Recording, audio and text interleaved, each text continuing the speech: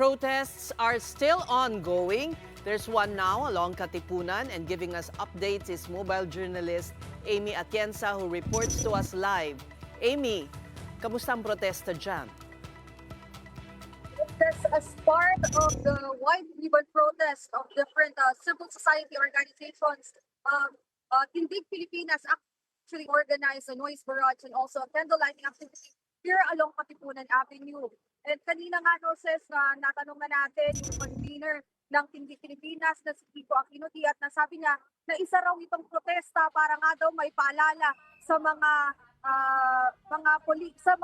sa gobyerno actually na kinakailangan ng transparency and accountability, lalong-lalo na sa anomaly of flood control projects. Kung maalala din natin, naging malaking issue din para sa kanila ang pag-aproba ng 2026 General Appropriations Act sa Kamara dahil nakikita nga natin na meron pa rin mga unprogrammed appropriations na kanilang pinananawagan na sana daw ay nasa zero budget na dahil nasa around 45 billion pesos pa rin ang budget for infrastructure projects na nakapaloob na sa program appropriations. So pagtutuloy-tuloy silang protesta dito at magiging paalalang araw ito para sa mga politiko, lalong-lalo na sa mga dawit na kongresista at mga senador na maging accountable daw sa kanilang mga ginagawa, sis.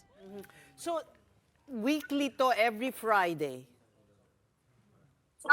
Pangatlo, kung maalala natin, noong September 21, nagsimula sila ng isang malawakang protesta. No? Nagsimula October 3 hanggang sa mga sumunod na linggo. Hanggang ngayon, ay every Friday magsasaba daw sila ng white ribbon protest. Isa na nga rin daw itong paalala for purity, pati na rin daw for courage. Dahil nga daw, kinakailangan na ng SES na bumoses ng mga Pilipino, lalong-lalo na sa napakaraming issue ng korupsyon dito sa ating bansa, SES.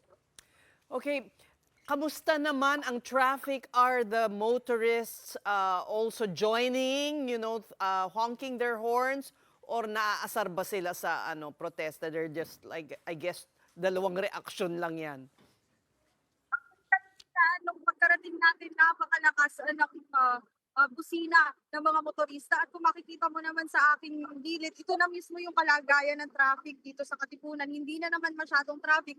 Hindi katulad kanina nung nagsisimula yung protesta, no, sis, na napakadami ng mga sasakyan na dumadaan. At nakita din naman natin, no, na nakikiisa yung maraming yung mga motorista dito nga sa isinagawang protesta ng Tindig Pilipinas, pati na rin ng iba't ibang civil society organizations sa may Katipunan natin. Huling tanong na lang, Amy. So ang mga estudyante ba nagbo-walk out sa classroom o nag-aantay munang matapos ang klase? Ano ba yung patakaran nila sa protesta?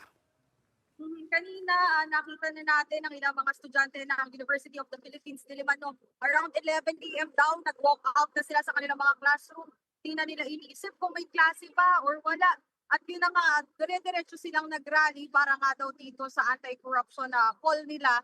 At at dumiretso na sila dun sa Menjola para makiisa naman dun sa mga kasamahan nilang estudyante sa University Belt. So, merong mga rally din talaga na ginawa itong mga estudyante. At yung ilan naman ay dito nakiisa sa candle lighting activity, pati na rin sa noise barrage nga na itinagawa ng Tindig Pilipinas, sis.